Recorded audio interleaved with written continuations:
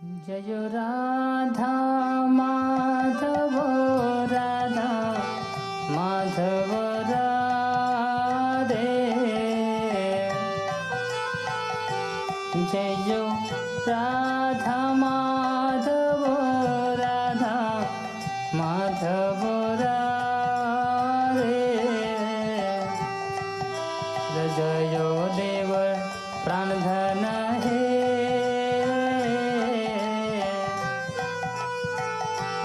शीलो जय देवर प्राणधन हे। जय राधा माधव राधा माधव राधे।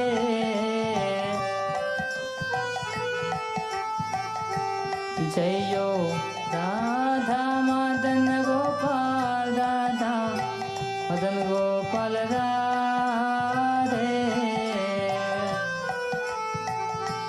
शील सीतानाथर प्राणधन हे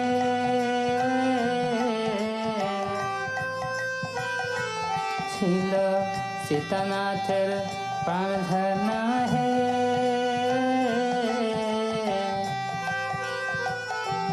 जय राधा मदन गोपाल राधा मदन गोपाल राधे।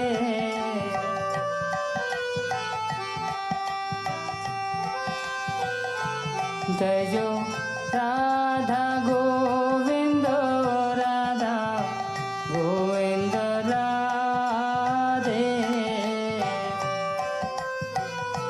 जय राधा गोविंद राधा गोविंद राधे। शील रूप गोस्वामीर प्राणधन हे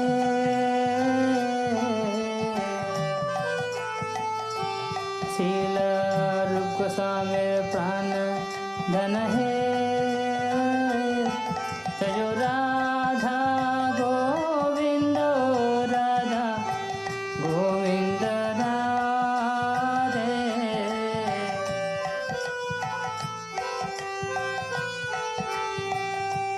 जय राधा मदन मोहन राधा मदन मोहन राधे। जय राधा मदन मोहन राधा मदन मोहन राधे।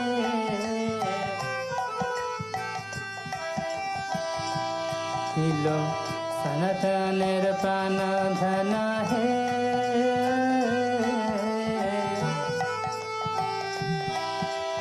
सनातनेर प्राणधन हे।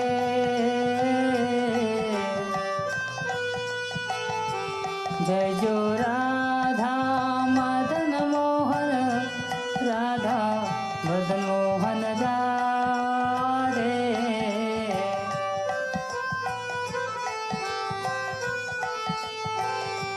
जय राधा गोपीनाथ राधा गोपीनाथ राधे। जय राधा गोपीनाथ राधा गोपीनाथ राधे। मधु पंडित प्राणधन हे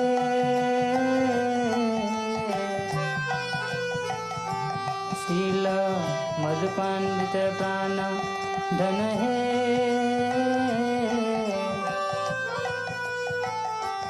जय राधा गोपीनाथ राधा गोपीनाथ राधे।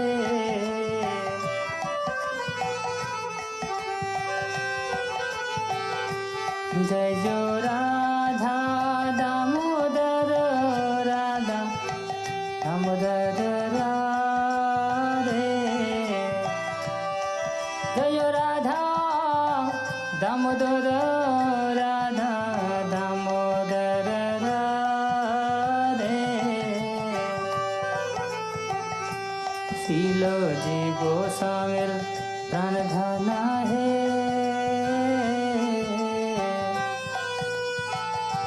शीलो जी गोस्वामीर प्राण धन है। जय राधा दामोदर राधा दामोदर राधे।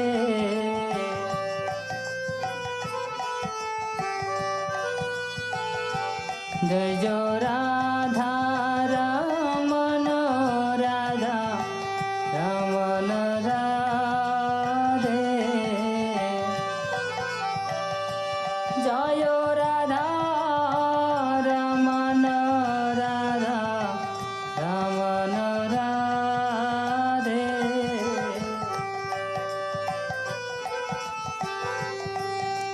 गोपाल भट्टर प्राण धन है।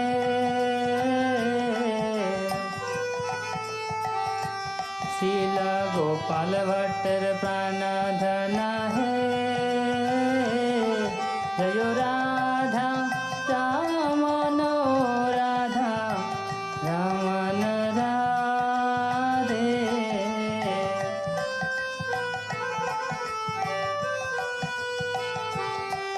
जय राधा विनोद राधा विनोद राधे।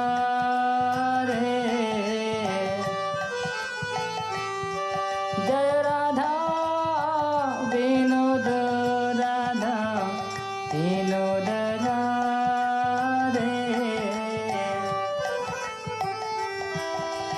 लोकनाथ प्राण धन है।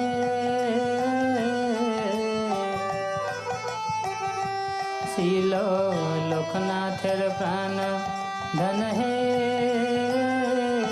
जय राधा विनोद राधा विनोद राधे।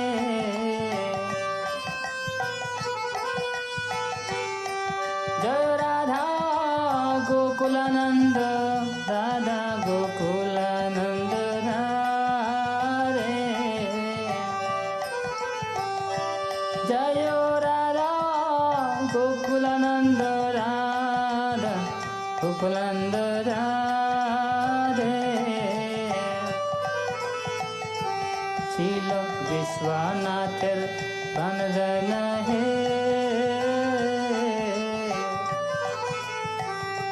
शील विश्वनाथर प्राण धन है।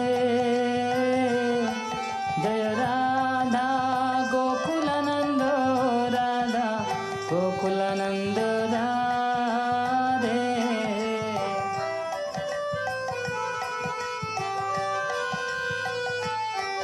जय राधा गिरधारी राधा गिरधारी राधे।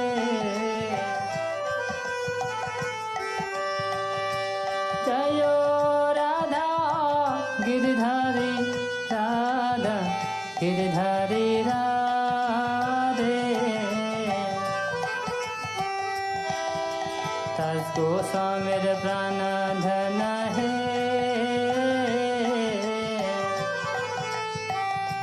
शीला दास गोस्वामीर प्राण धन है। जय राधा गिरधारी राधा गिरधारी राधे।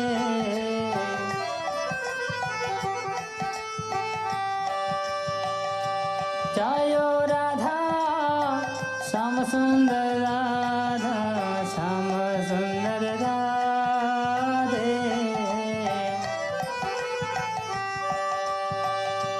जय राधा श्याम सुंदर राधा श्याम सुंदर राधे।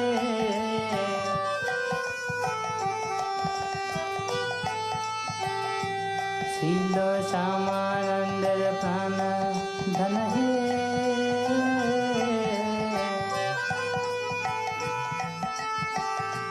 शील श्यामानंद प्राण धन है।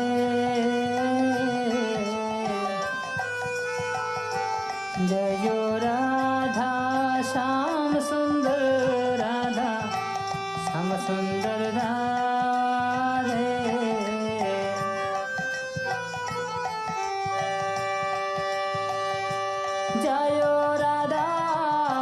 बांके बिहारी राधा बांके बिहारी राधे जय राधा बांके बिहारी राधा बांके बिहारी राधे शील हरिदासर प्राण धन है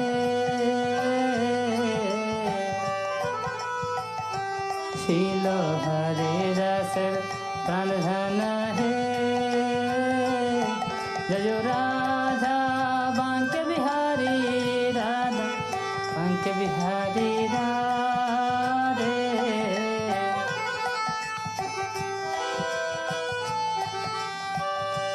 जय राधा राधा कांत राधा राधा कांत राधे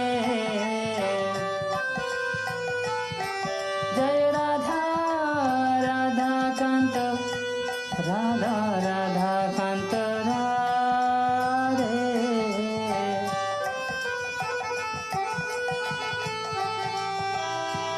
शील वक्रेश्वर प्राण धन है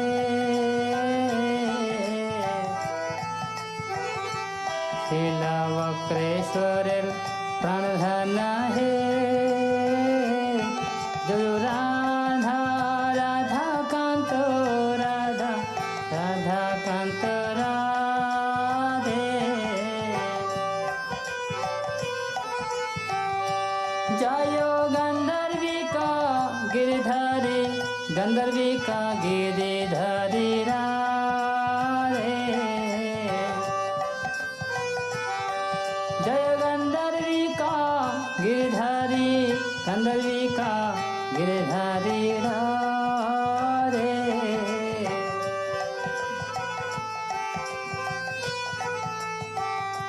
शील सरस्वती प्राण धन है शील सरस्वती प्राण धन है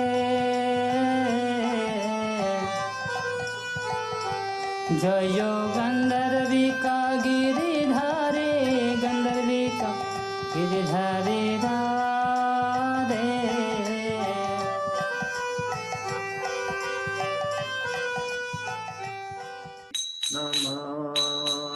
नमाचार्य पदाय निताय कृपा प्रदायिने गौरकथा दामदाय नगर ग्रामतारिणे नमो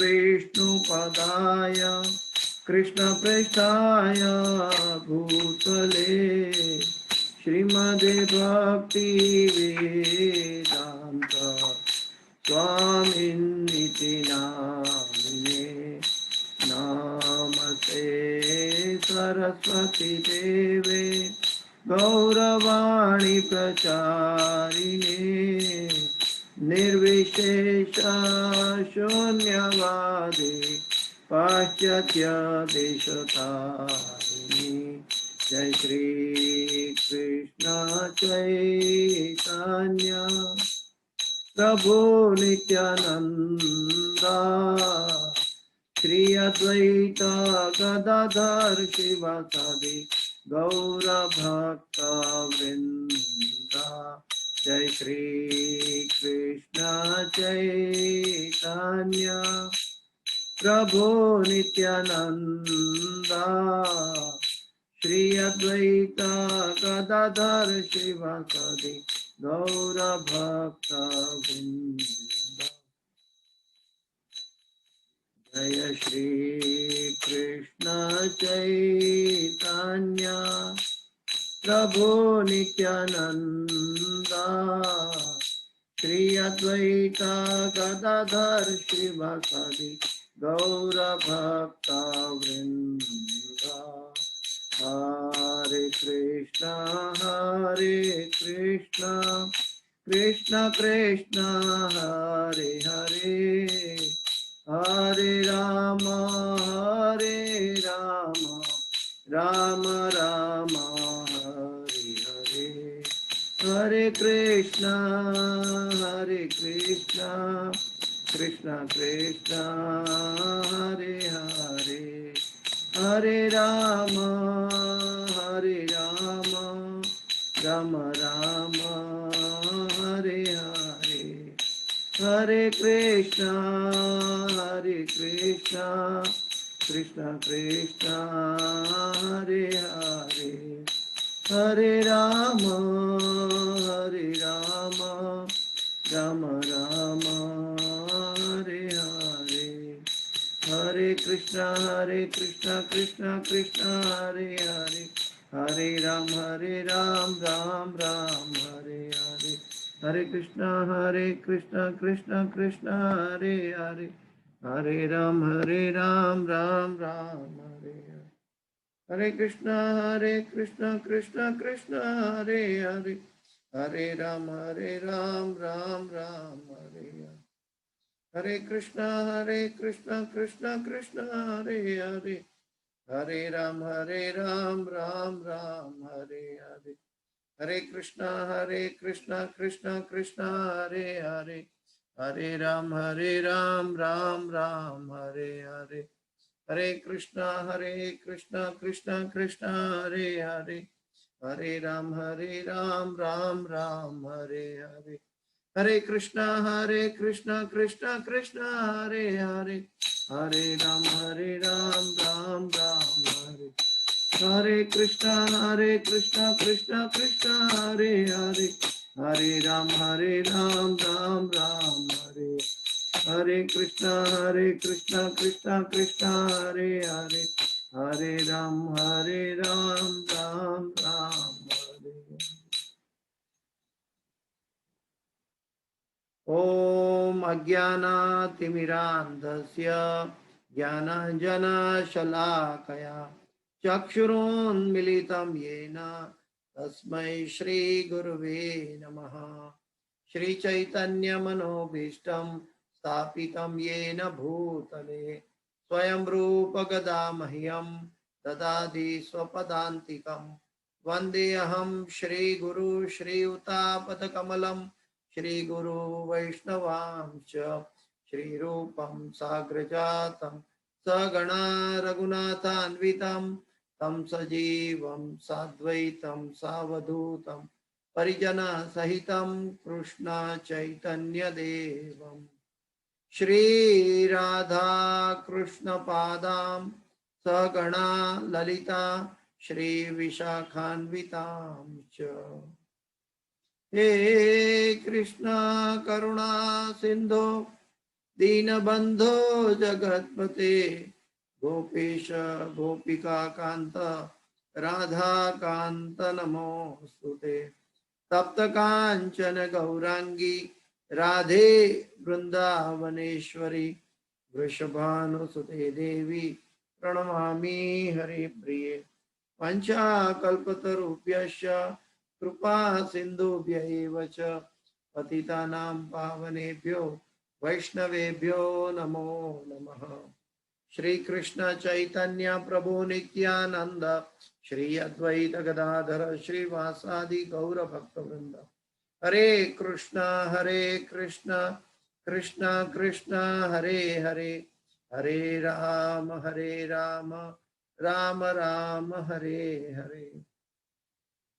जयतां सुरतो पंगुर मम मंद मते गतिर मत्सर्वस्वपदाम्भोजो राधा मदन मोहनो कृष्णाय वासुदेवाय देवकी नंदनाय च नंद गोपकुमाराय गोविंदाय नमो नमः, गोविंदाय नमो नमः, गोविंदाय नमो नमः।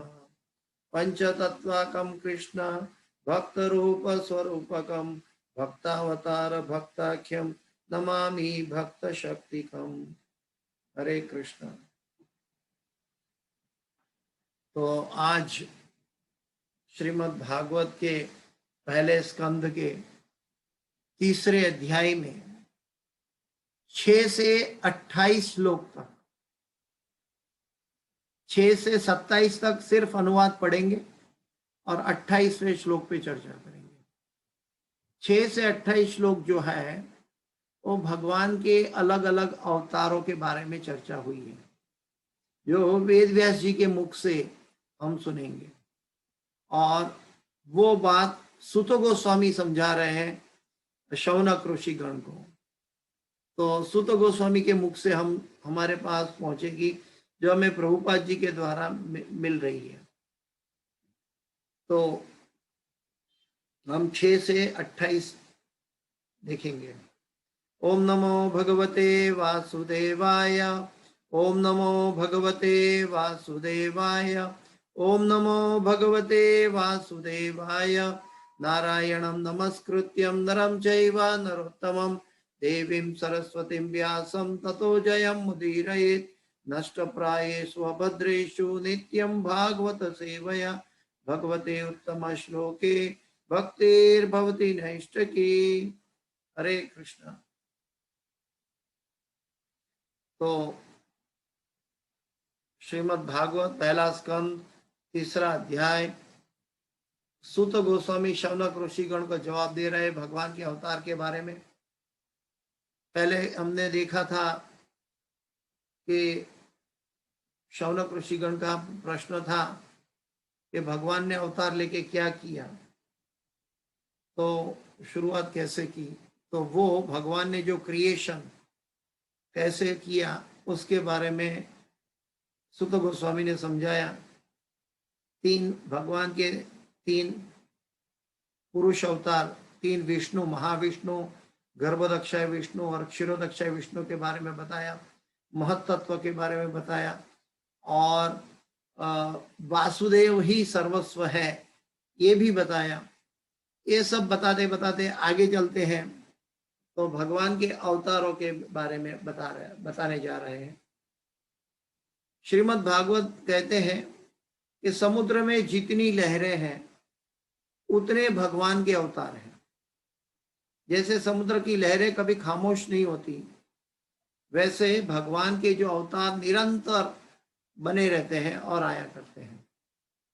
लेकिन सभी अवतारों के बारे में हमें ज्ञात नहीं होता, क्योंकि भगवान की अपनी जुडिडिक्शन है, भगवान की अपनी लीला है, अपनी अंतरंगा शक्ति के द्वारा भगवान आचरित रहते हैं।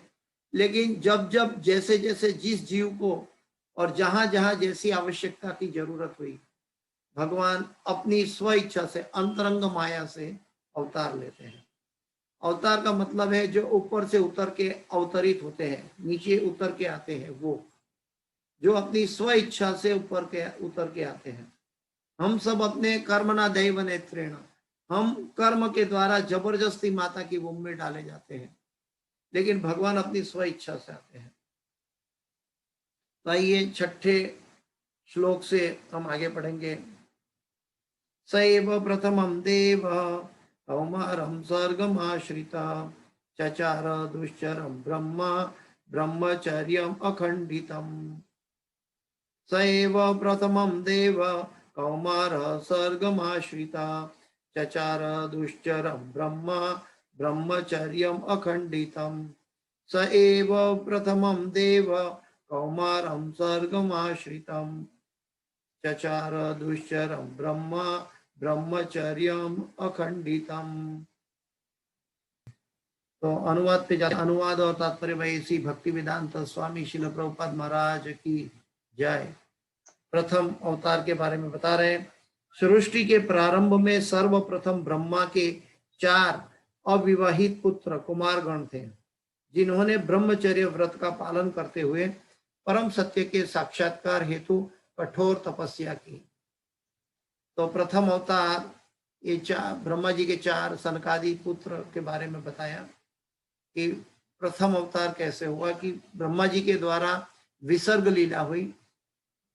हमने सर्ग लीला के बारे में लास्ट टाइम देखा था कि जो भगवान पहले जो क्रिएशन करते हैं, भगवान महाविष्णु, गर्भदक्षाय विष्णु, ये सब सर्ग लीला है। लेकिन उसके बाद में जो ब्रह्मा जी के द्वारा सेकेंडरी क्रिएशन होता है वो विसर्ग लीला है। तो ब्रह्मा जी के द्वारा प्रथम 4 कुमार पुत्र प्रकट हुए, जिन्होंने तपस्या की। एक्चुअली ब्रह्मा जी ने वो 4 पुत्र को पहले प्रजोत्पत्ति करने का लिए कहा था, लेकिन वो 4 महान ऋषिगण थे, वो देख रहे थे अपने भविष्य को कि अगर हम प्रजोत्पत्ति में लगेंगे तो जन्म मृत्यु जरा व्याधि में जुड़ जाएंगे। इसलिए उन्होंने पिता की आज्ञा का अनादर किया और अनादर करके वो उत्तर दिशा में हिमालय की ओर चले गए और उन्होंने तपस्या की। और जैसे ब्रह्मा जी को गुस्सा आया कि अब मेरा पुत्र होके मेरी आज्ञा की अवज्ञा करता है, तो ब्रह्मा जी को गुस्सा आया तो ब्रह्मा जी की आंख की भ्रुकुटी से, ये भ्रुकुटी से भगवान शिव परम वैष्णव का प्राकट्य हुआ। तो ब्रह्मा जी के भ्रुकुटी से महादेव का प्राकट्य हुआ, जो ब्रह्मा जी के पुत्र हैं, और उनके सीनियर ब्रदर है 4 सनकादि पुत्र। उनके बाद नारद मुनि का अवतरण हुआ, ये सब अभी आएंगे आगे। तो ये विसर्ग लीला में ब्रह्मा जी का प्रथम जो क्रिएशन था वो 4 सनकादि पुत्र। आगे दूसरे श्लोक में जाते हैं कि समस्त यज्ञों के परम भोक्ता ने शुकर का अवतार, द्वितीय अवतार स्वीकार किया और पृथ्वी के कल्याण हेतु उसे ब्रह्मांड के रसातल से ऊपर उठाया।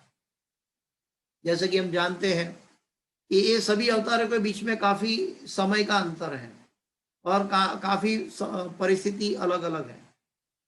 जब हिरण्यकश्यप और हिरण्याक्ष का प्राकट्य हुआ, और हिरण्याक्ष जब असुर था और वो भगवान से युद्ध करने के लिए उन्होंने पृथ्वी को जल में डुबा दिया था, तब भगवान ने शुकर रूप में आके अपने टस्क पर पृथ्वी को जल से बाहर निकाला और विश्राम घाट, जो मथुरा आज का मथुरा है, मथुरा के विश्राम घाट पे उन्होंने आराम किया था और पृथ्वी उनकी टस्क के ऊपर थी और भगवान ने पानी के अंदर हिरण्याक्ष का वध किया था। तो ये भगवान ने दूसरा अवतार लिया, परित्रणाय साधुनाम विनाशाय च दुष्कृताम धर्म संस्थापनार्थाय संभवामि युगे युगे।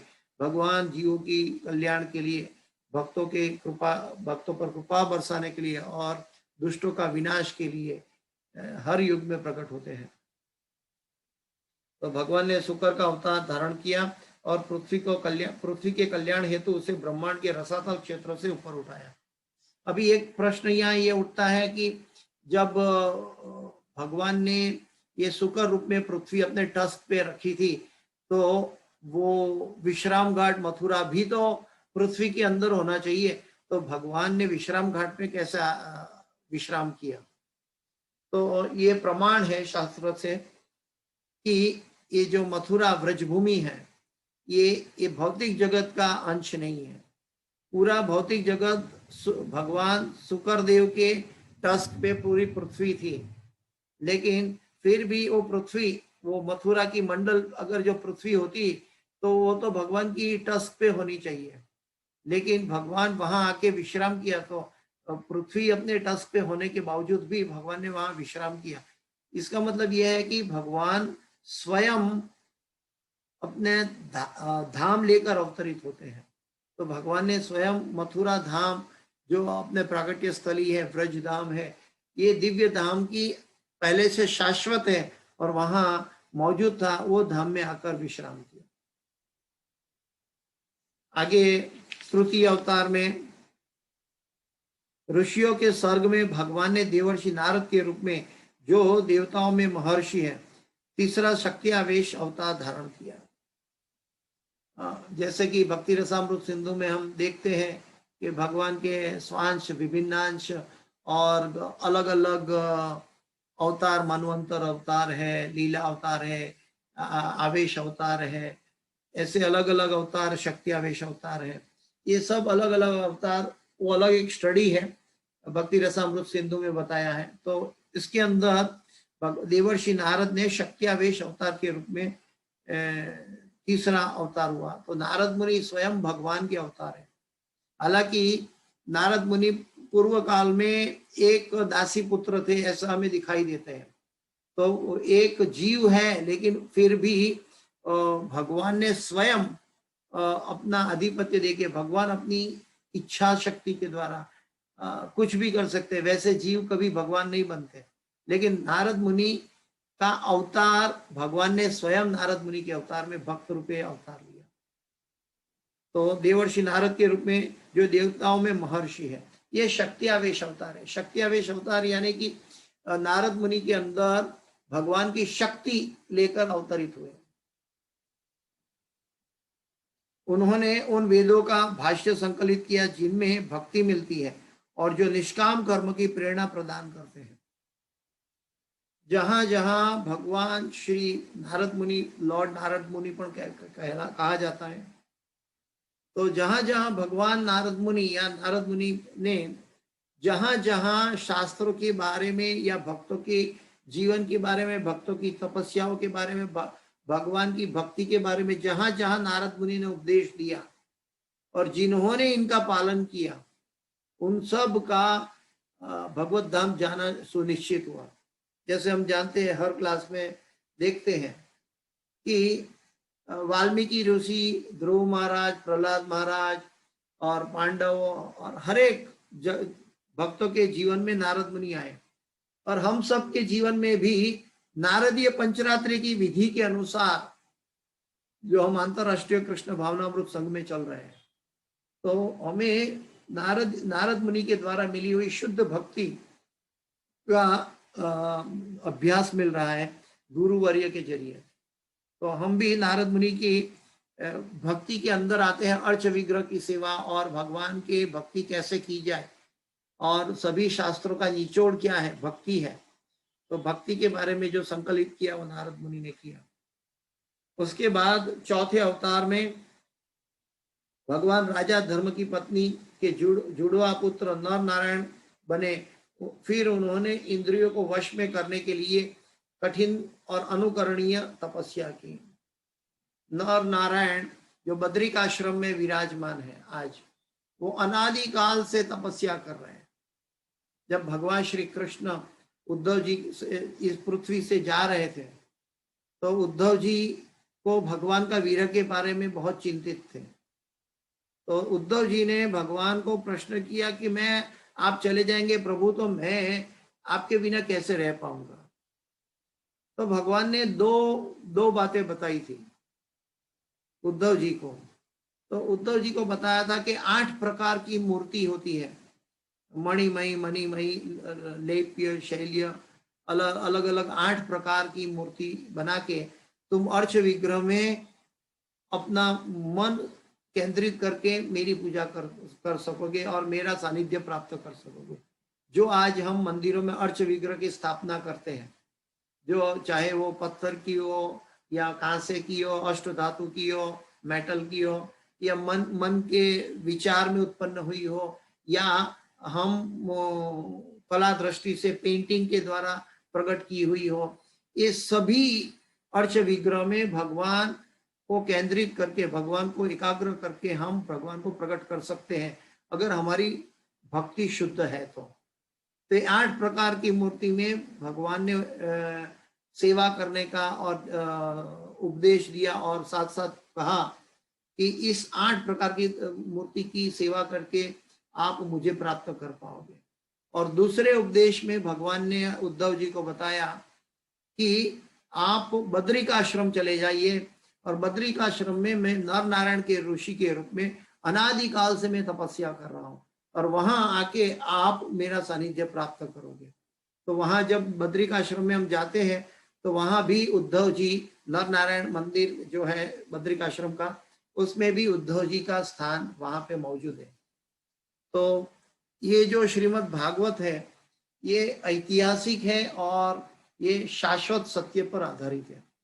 तो आज अब बद्रिकाश्रम में भी और कई पुराणों में भी बद्रिकाश्रम के बारे में प्रमाण मिलता है, और श्रीमद् भागवत भी उनका प्रमाण बताते हैं। आगे 5वें, भगवान कपिल नामक 5वां अवतार सिद्धों में सर्वोपरि है। उन्होंने आसुरी ब्राह्मण को सृष्टिकारी तत्वों तथा सांख्य शास्त्र का भाष्य बताया, क्योंकि कालक्रम में यह ज्ञान विनष्ट हो चुका था। तो कपिल भगवान ने सबसे पहले सांख्य शास्त्र का उपदेश दिया अपनी माता देवहूति को। और कपिल भगवान ने जीव की उत्पत्ति कैसे होती, माता की वुम में जीव पहले दिन से माता पिता के वीर्य के रूप में जुड़ते हैं, तब से लेके 9 महीना तक कैसे उनकी प्रगति होती है और हर महीने में कितना फर्क आता है माता की वुम में, और कैसे प्रगति होकर कैसे उसको यातनाओं से बाहर आकर वो मनुष्य के रूप में जन्म लेता है। ये सभी बातें कपिल भगवान ने अपनी माता देवहूति को बताया और साथ साथ सांख्य शास्त्र के बारे में बताया, जो जीव और पदार्थ दोनों अलग है, और पदार्थ सबसे पहले पदार्थ से हम विरक्त होना है और जीव के बारे में हमें अग्रिमता लानी है। लेकिन पदार्थ हमारी इंद्रियों पर कैसे काबू प्राप्त करें, तो तपस्या के द्वारा और निग्रह के द्वारा हम इसके ऊपर काबू प्राप्त कर सकते हैं, इसका एग्जाम्पल बताया। और सांख्य शास्त्र के बारे में सबसे पहले जो जगत में शास्त्र हुआ वो कपिल भगवान ने हुआ, जो देवहूति माता और कर्दम मुनि के संतान के रूप में भगवान प्रकट हुए। और कर्दम मुनि जो थे ब्रह्मा जी के पुत्र थे, और ब्रह्मा जी ने कर्दम मुनि को कहा था कि तुम प्रजोत्पत्ति करो, जब सृष्टि का सर्जन करना था तभी। तो कर्दम मुनि तो महान ऋषि थे, तो पिता की आज्ञा का अवज्ञा भी नहीं कर सकते, साथ साथ उनको डर भी था कि अगर मैं प्रजोत्पत्ति करूं तो जन्म मृत्यु जरा व्याधि में मैं चला जाऊंगा।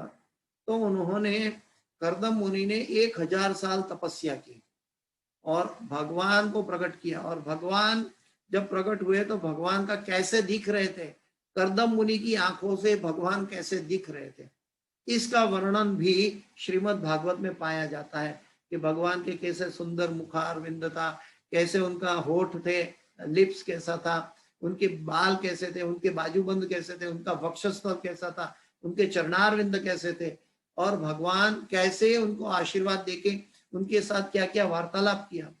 तब कर्दम मुनि ने भगवान से मांगा था कि मुझे ऐसी पत्नी दो जो आपकी भक्त हो और हम सब दोनों मिलके आपके भक्त बने।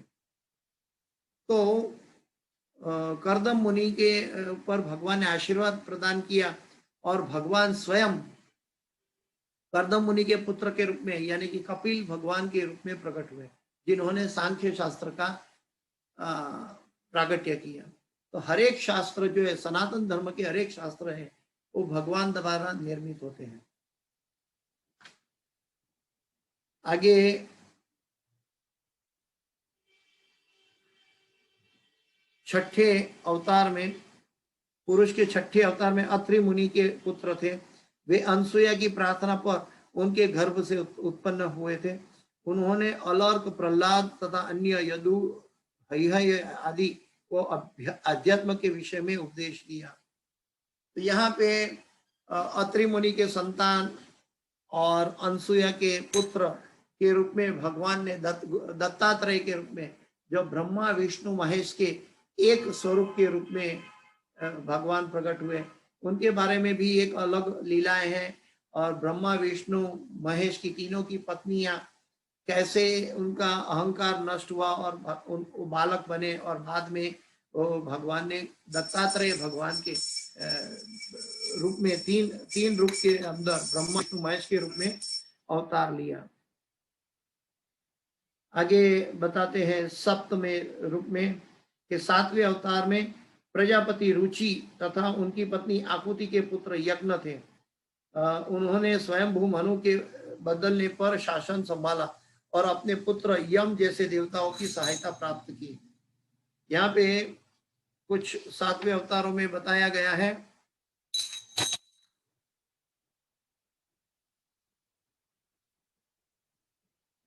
स्वयंभू मनु के रूप में जो आधुनिक युग वैवस्वत मनु है। प्रभुपाद जी के तात्पर्य पढ़ेंगे थोड़ा, क्योंकि डिटेल में जाएंगे। भौतिक जगत की विधि व्यवस्था बनाए रखने के लिए देवताओं के द्वारा ग्रहण किए जाने वाले प्रशासकीय पद अत्यंत उन्नत पुण्यशाली जीवों को प्रदान किए जाते हैं। जैसे जब ऐसे पुण्यात्माओं का अभाव होता है तो भगवान स्वयं ब्रह्मा, प्रजापति, इंद्र, भगवान ने इंद्र, प्रजापति और ब्रह्मा के रूप में स्वयं अवतार लिया, अवतरित होकर शासन भार संभालते हैं।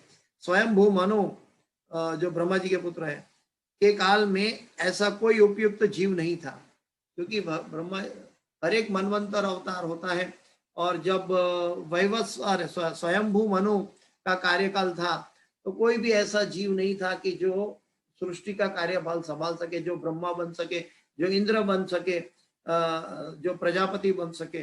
तो भगवान ने स्वयं ये रूप धारण किया था।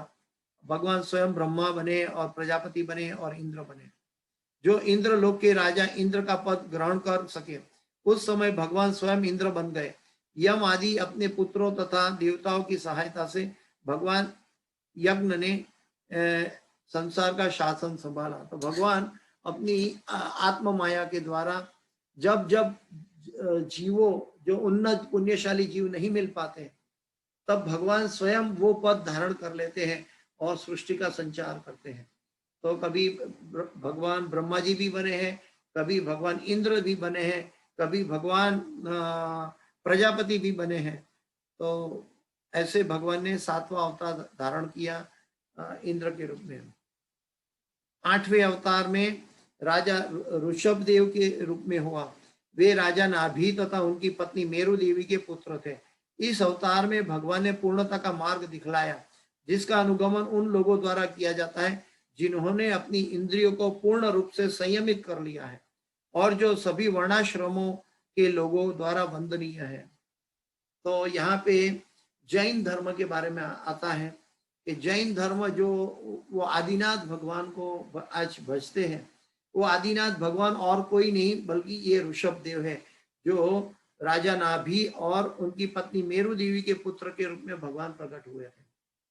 और ये ऋषभ देव ने अपने संतानों को भी उपदेश दिया था, और संतानों को उपदेश दिया था कि आप हम सबसे पहले अपनी अवस्था है उनको पवित्र बनाएं, और पवित्रता तप के द्वारा मिलती है। अगर हम तप करते हैं तो पवित्रता मिलती है। तो उन्होंने तप के द्वारा पवित्र होने का मार्ग बताया, और पवित्र होने के बाद हम भगवान से निकट आ सकते हैं, हम भगवान को पूर्णतया समझ सकते हैं। तो ये बात ऋषभ देव ने बताई थी, जो आज के जैन धर्म के आदिनाथ भगवान के रूप में जाने जाते हैं। लेकिन आज का जो जैन धर्म है वो ओरिजिनल ऋषभ देव से चला आया है, फिर भी उसके अंदर बीच में थोड़ी गड़बड़ी हुई, और बीच में कई राजाओं ने उनके अंदर विक्षेप किया और वो तपस्या के बारे में कुछ अपना मत डाल दिया। उसके बाद वो कैतव धर्म बन गया। जब ओरिजिनल धर्म के अंदर कुछ बीच में मनुष्य के द्वारा या सीमित जीव के द्वारा कुछ आगे पीछे होता है, तो वो धर्म जो है वो पूर्णतया हमें उसका रिजल्ट नहीं दे पाता। तो बीच में कुछ राजाओं आए जो वंशज में थे, ये अपने जैन धर्म के ऋषभ देव के वंशज में। तो उन्होंने एक एक, जैसे आजकल हम देखते हैं कि एक एक बाल खींच के काटते हैं, एक एक बाल खींच के निकालते हैं, और ऐसे निकालते हुए फिर उनके बाद वो अपने सर को मूंड के फिर तपस्या करने जाते हैं, नंगे पांव, ये सब। तो बाकी उनके सिद्धांत तो सही होने के बावजूद भी जीव को कष्ट पहुंचे ऐसा उपदेश कभी भगवान नहीं देते। तो भगवान ने ऐसा उपदेश नहीं दिया था कि तुम एक एक बाल खींच के अपने बाल को निकालो। तो ये राजाओं ने अपने आप बीच में घड़ित किया था, इसीलिए आज का जो जैन धर्म है उसमें थोड़ा मिश्रण है। आगे बताया 9वें अध्याय, 9वां अवतार कैसे हुआ भगवान का।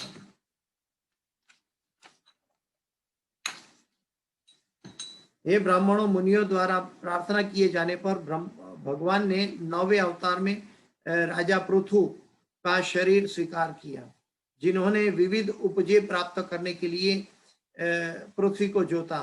फल स्वरूप पृथ्वी अत्यंत सुंदर तथा आकर्षक बन गई। तो जीव का जो हरेक जीवों का जो पोषक है भगवान विष्णु, वो भगवान विष्णु हर एक जीव की जो जो आवश्यकता है, जैसे महत्व द्वारा उत्पन्न हुए, लेकिन भगवान ने स्वयं पृथु के रूप में अवतार लिया, पृथु महाराज के रूप में। पृथु के नाम से आज भूमि को पृथ्वी कहा जाता है। उन्होंने पृथ्वी को हल जोता और हल जोत कर उसके ऊपर कई जो अनाज और धन धान्य प्रकट हुए, उससे पूरी पृथ्वी पे लय लयाती हुई आकर्षक बनी। तो ये पृथ्वी पर कैसे जीवों के हेतु, जीवों के पोषण हेतु जो उत्पन्न करना था, ये भगवान ने पृथु महाराज ने स्वयं हल जोत कर पृथ्वी से ये अन्न और बाकी सब वनस्पति उत्पन्न किए। आगे बात आता है कि महाराज पृथु का दूसरा भी कार्य था वैण के बारे में, और कैसे उन्होंने अपने पिता का उद्धार किया, उनके पापी पिता के उद्धार किया। ये सब बातें श्रीमद् भागवत में आगे के कांटों में आएगी, तब हम चर्चा करेंगे। उसके बाद जब चाक्षुष मनु के युग के बाद पूर्ण जल प्रलय हुआ और सारा जगत जल में डूब गया था, तब भगवान मछली मत्स्य के रूप में प्रकट हुए और वैवस्वत मनु को नाव में रखकर उनकी रक्षा की। शास्त्र जो है सनातन है और सनातन धर्म के शास्त्र को बचाना है।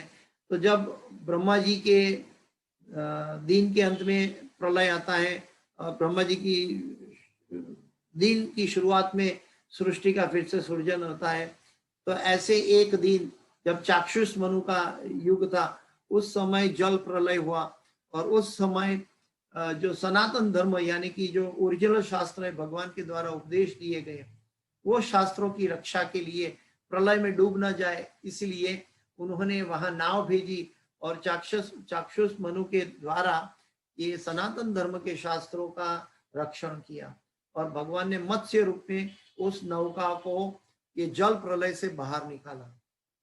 तो ये हम देख सकते हैं कि आजकल कई पॉलिटिकल लोग कहते हैं कि गर्व से कहो हम हिंदू है या तो हम धर्म की रक्षा कर सकते हैं, लेकिन हमें धर्मो रक्षति रक्षतः, जो धर्म की रक्षा करता है उसकी रक्षा धर्म करता है। और धर्म की रक्षा कैसे की जाती है? धर्म की रक्षा धर्म का पालन करने से होती है। धर्म के नाम पर हम झगड़ा करके हम बाहर निकलते हैं, वो गलत है। हमें धर्म का आचरण करना चाहिए और धर्म के आचरण करने के से धर्म की रक्षा होती है। और जब हम धर्म की रक्षा होती है तो हमारी स्वयं की भी रक्षा होती है धर्म के द्वारा।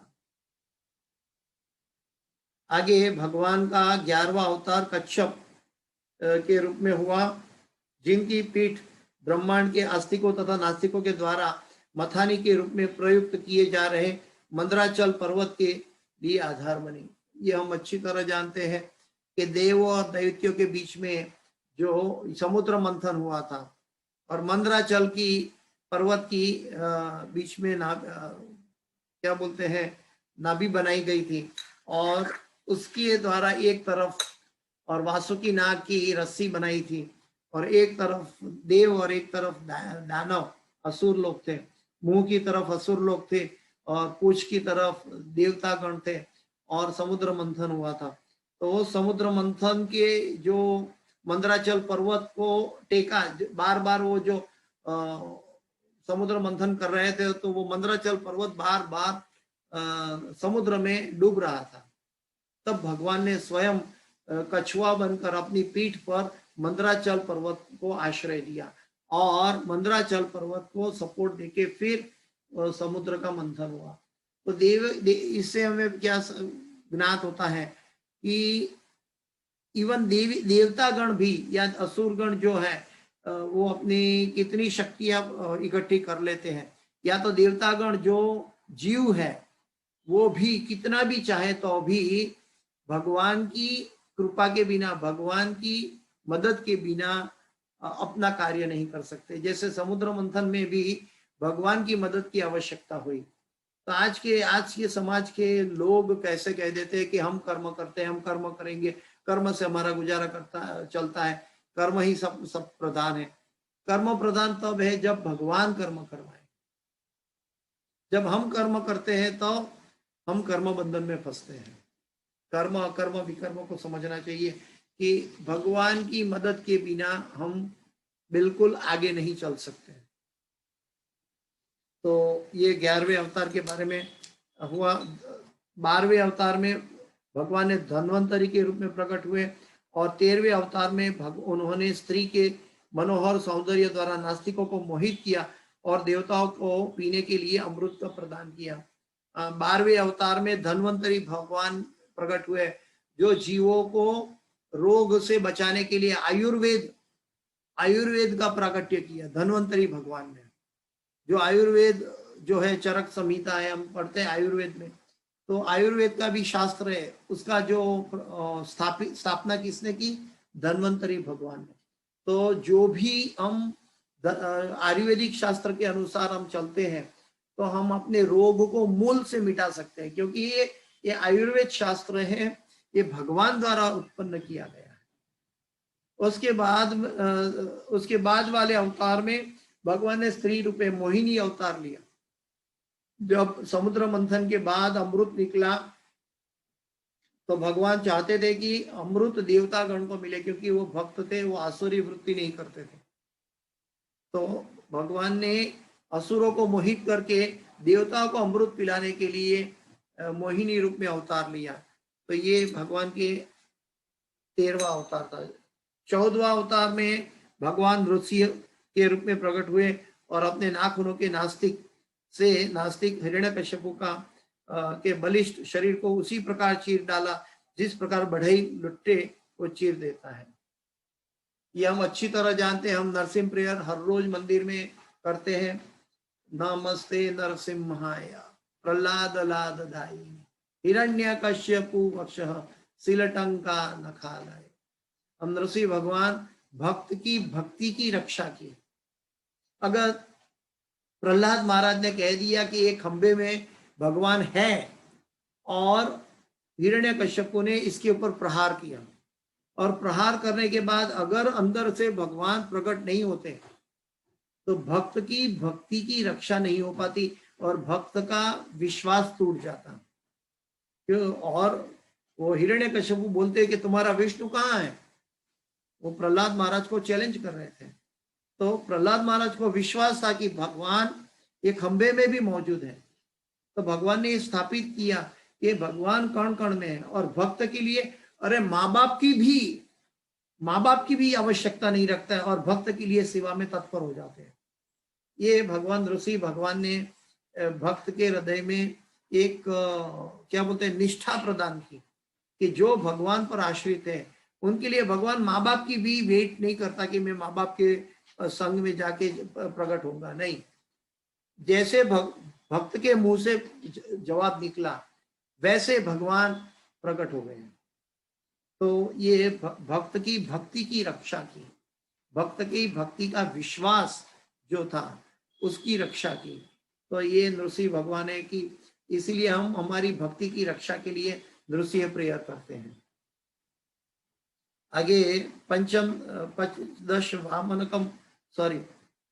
15वें अवतार में भगवान ने बौने ब्राह्मण वामन का रूप धारण किया और वे महाराज बलि द्वारा आयोजित यज्ञ में पधारे। यद्यपि वे हृदय से तीनों लोगों का राज्य प्राप्त करना चाह रहे थे, किंतु उन्होंने केवल 3 पग भूमि मांग लिया। तो ये 15वें अध्याय में भगवान वामन देव केशवाधृत वामन शरीरा जय जगदीश हरे, हरे मुकुंदा जय जगदीश हरे।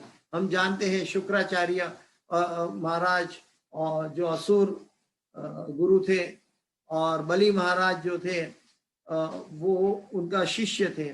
लेकिन जब भगवान प्रकट हुए वामन देव के रूप में, एक छोटे बालक के रूप में, और उन्होंने बलि महाराज दानवीर थे और बलि महाराज से 3 कदम भूमि मांगा और वो 3 कदम में बलि महाराज का अहंकार को नष्ट किया।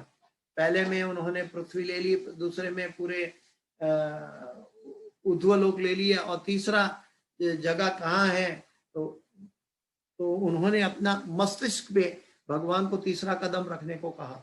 और आज भी बलि महाराज पाताल लोक में है, जो आगे आने वाले युग में इंद्र देवता बनने वाले हैं। और बलि महाराज ने भी भगवान को प्रार्थना की कि आप कहीं भी मुझे रखो, लेकिन मुझे आपका दर्शन शाश्वत हो, मैं आपकी रक्षा में निश्चित रहूं, ऐसा मुझे वर दीजिए। तब बलि महाराज ने ये कहा, तो भगवान पाताल लोक में बलि महाराज के द्वारपाल के रूप में अभी सेवा दे रहे हैं। और आगे आने वाला इंद्र का जो समय पूरा होगा, तब बलि महाराज आगे आने वाले काल में इंद्र देवता का रूप धारण करेंगे। तो ये बलि महाराज के बारे में हुआ। 16वें अवतार में भगवान ने भृगुपति के रूप में क्षत्रियों का 21 बार संहार किया, क्षत्रियों पर युद्ध किया। और क्योंकि वे ब्राह्मणों बुद्धिमान वर्ग के विरुद्ध किए गए विद्रोह के कारण उनसे क्रुद्ध थे। तो वो ब्राह्मणों को जब अन्याय किया, जब ऋषि मुनियों जंगल में यज्ञ कर रहे थे और ये लोग ब्राह्मण पत्नियां को छीन रहे थे, उनके ऊपर युद्ध करके उनको प्रणादित कर रहे थे, उसी समय भगवान परशुराम जी ने 16वें अवतार में अवतार लिया और 21 बार क्षत्रियों को हराया। बाद में ऐसा कहा जाता है, ऐसी एक कहानी है कि जब सभी क्षत्रियों को परशुराम जी मार रहे थे, तो कुछ बचे हुए क्षत्रियों दौड़ के डर गए थे कि अभी तो हम परशुराम जी हमारा वध कर देंगे। तो वो दौड़ के देवी माँ के पास गए और दुर्गा माता के पास गए कि कृपया हमारी रक्षा करें। तो देवी माँ ने फिर परशुराम जी को प्रार्थना की कि आप कृपा करके इन जीवों को छोड़ दीजिए, वो मेरी शरण में है, मैं उनके ऊपर ध्यान रखूंगी। और वो क्षत्रिय जो बच गए थे, देवी माता के आश्रित हुए थे, वो बाद में जाके जैन धर्मों के जैन लोग बने।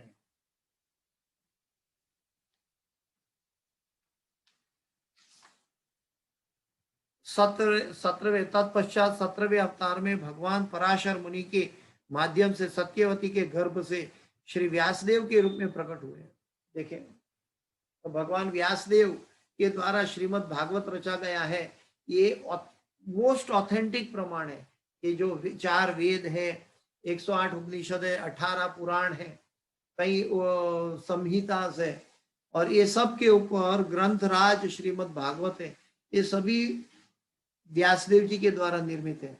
और यहाँ पे बताया है कि तत्पश्चात पराशर मुनि और सत्यवती माता सत्यवती के गर्भ से श्री व्यासदेव जी ने जन्म लिया, और वो व्यासदेव जी भगवान के अवतार थे।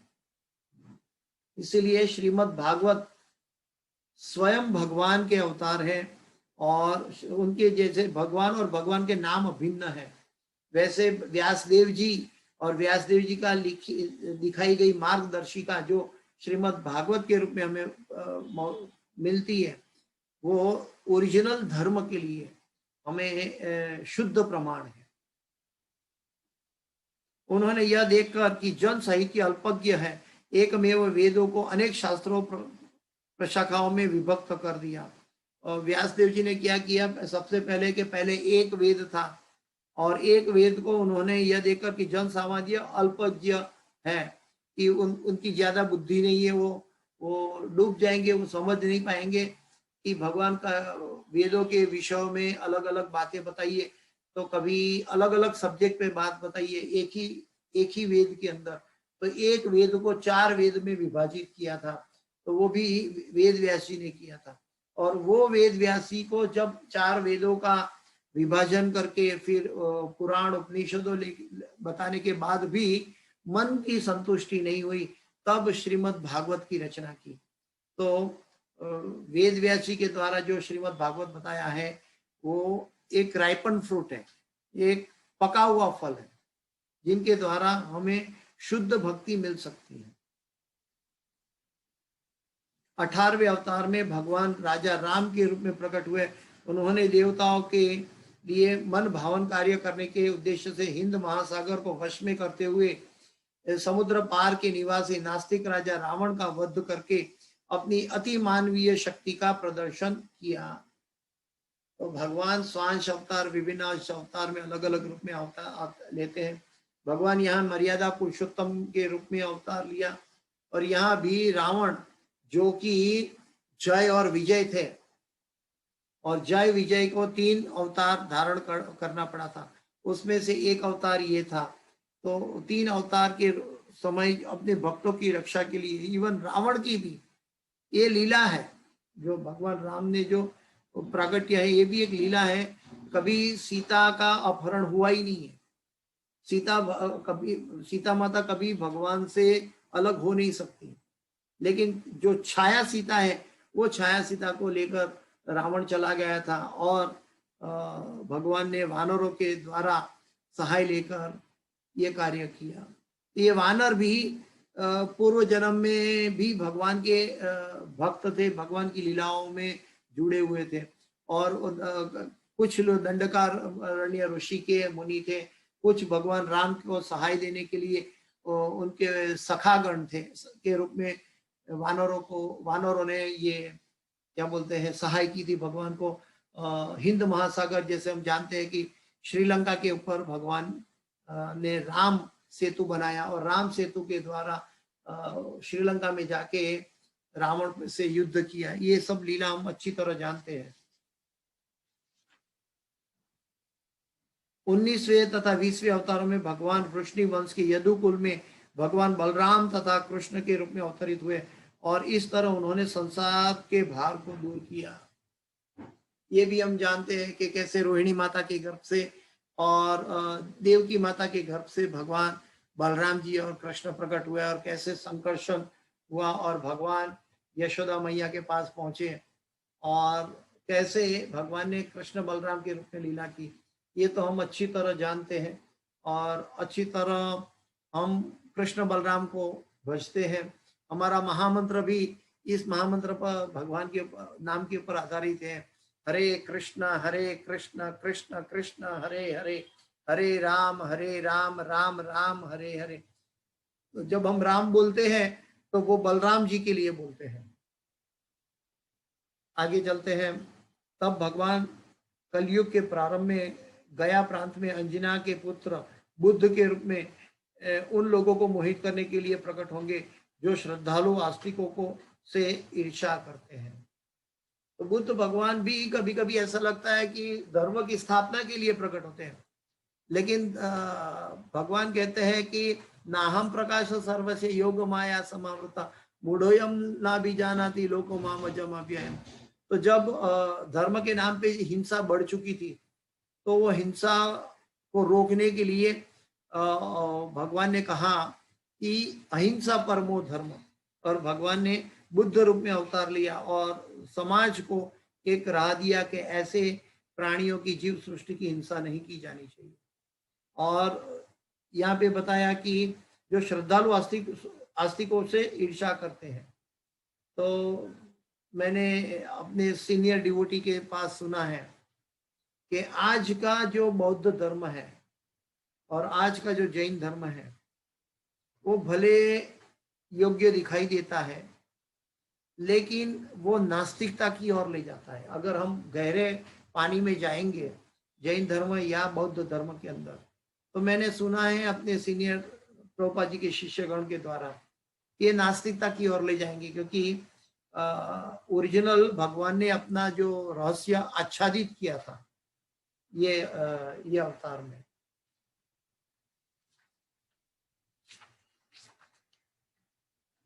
तत्पश्चात सृष्टि के सर्वे सर्वा भगवान 2 युगों के संधि काल में कल की अवतार के रूप में जन्म लेंगे और विष्णु यशा के पुत्र होंगे। उस समय पृथ्वी के शासक लुटेरे बन चुके होंगे। तो आगे आने वाले कली के बारे में, कल की भगवान कैसे अवतार लेंगे, कहाँ पे अवतार लेंगे, उनका माता पिता कौन होगा, ये भी पहले से शास्त्र में मौजूद है। तो यहाँ पे बताया है कि वो विष्णु और यशा के पुत्र होंगे, और पृथ्वी के शासक जब लुटेरे बनेंगे तब कल्कि के रूप में 4,32,000 वर्ष का कलयुग है। अभी 5,000 वर्ष हुआ है, 4,27,000 वर्ष बाकी है। तो ऐसे घोर कलयुग में कौन आना चाहेंगे, जहाँ पे कलयुग के लक्षण है रक्षक भक्षक बनेगा। जो रक्षक भक्षक बनेगा, आज हम देखते हैं कि कितनी संतानों को अपनी माता कांटे में जंगल में फेंक के आ जाती है, पानी में डाल देती है, मार डालती है। तो ये कलयुग का आरंभ हो चुका है और रक्षक भक्षक बन रहे हैं। और जो पॉलिटिकल पार्टियां हैं वो लोगों के मेहनत की कमाई को चूस कर अपने आप को शस्त्र के रूप में उसका उपयोग कर रही है। बल्कि क्योंकि ये सब अज्ञानता क्यों फैली हुई है, क्योंकि भगवान कृष्ण की महिमा का वर्णन नहीं हो पा रहा है। भगवान कृष्ण की महिमा के ऊपर लोगों को अभी तक विश्वास नहीं है। तो ये विश्वास न होने के कारण लोग अपना स्वयं आत्मरक्षा के लिए कोशिश करने में लगे हैं, तो एक दूसरे को हानि पहुंचाने में लगे। उसके लिए जो आवश्यकता होती है, तो लोगों के ऊपर क्या बोलते हैं कि लोगों की मेहनत को चूसा जाता है। तो यहाँ पे बताया कि तत्पश्चात 2 युगों के संधि काल में जब सतयुग आने वाला होगा और कलयुग का अंत होगा, तब भगवान कल्कि के रूप में अवतार लेंगे और विष्णु यशा के पुत्र होंगे। उस समय पृथ्वी के शासक लुटेरे बन चुके होंगे। तो ऐसे घोर कलयुग में कौन आना चाहेगा। प्रभुपाद जी कहते हैं, we should finish our business in this human form of life and get out from this material world as soon as possible. Prabhupada ji हमें समझाते हैं कि श्रीमद् भागवत भी इसी आधार पे बना हुआ है। परीक्षित महाराज जो है, उनका जो प्रश्न थे वो भी इसी आधार पर कि भगवत धाम, इसी जन्म में भगवत धाम कैसे प्राप्त करें। तो मनुष्य जीवन का ध्येय है भगवत प्राप्ति, और भगवत प्राप्ति और शाश्वत भगवान की सेवा में कैसे जुड़े। हम इस घोर कलयुग में आएंगे तो अपनी स्वरक्षा नहीं कर पाएंगे, तो भगवान की सेवा कैसे करेंगे। ऐसा माहौल में, ऐसे घोर कलयुग में कौन आना चाहेगा। आगे बताया कि हे ब्राह्मणों, भगवान के अवतार उसी तरह असंख्य है जिस प्रकार अक्षय जल के स्रोत से निकलने वाले असंख्य झरने। तो भगवान की लहरें, जैसे समुद्र की लहरें, समुद्र से कितने झरने निकलते हैं, ऐसे भगवान के असंख्य अवतार हैं। और सारे ऋषि मनु देवता तथा विशेष रूप से शक्तिशाली मनु की संतानें भगवान के अंश या उन अंशों की कलाएं हैं। इसमें प्रजापति गण भी सम्मिलित है। और अभी 28वें श्लोक में हम जाएंगे, लेकिन इसकी चर्चा हम अगले क्लास में करेंगे क्योंकि समय 1 घंटा बीत चुका है। तो अभी हम खाली श्लोक पढ़कर यहाँ पे विराम देंगे आज के भागवतम क्लास को। एते चाम सकला पुंस कृष्णस्तु भगवान स्वयं इंद्रारी व्याकुलम लोकम मृडयन्ति युगे युगे। एते चाम सकला पुंस कृष्णस्तु भगवान स्वयं इंद्रारी व्याकुलम लोकम मृडयन्ति युगे युगे।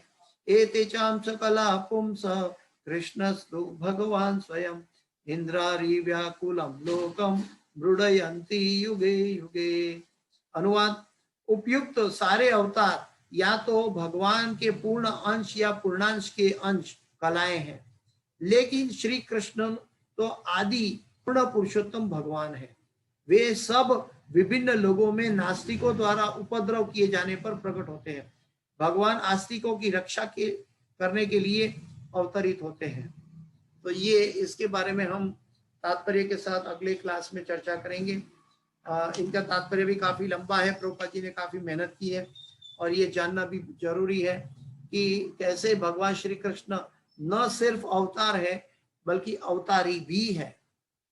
अवतारी का मतलब है सभी अवतार जिनमें से आते हैं वो अवतारी है। तो हम इसके बारे में अगले क्लास में चर्चा करेंगे। किसी का कोई प्रश्न है? आज हम भगवान के अवतारों के बारे में बताया, लेकिन उसी में भागवत ने कहा कि सभी अवतारों में मुख्य अवतार जो है भगवान श्री कृष्ण है। किसी का कोई प्रश्न? हरे कृष्ण।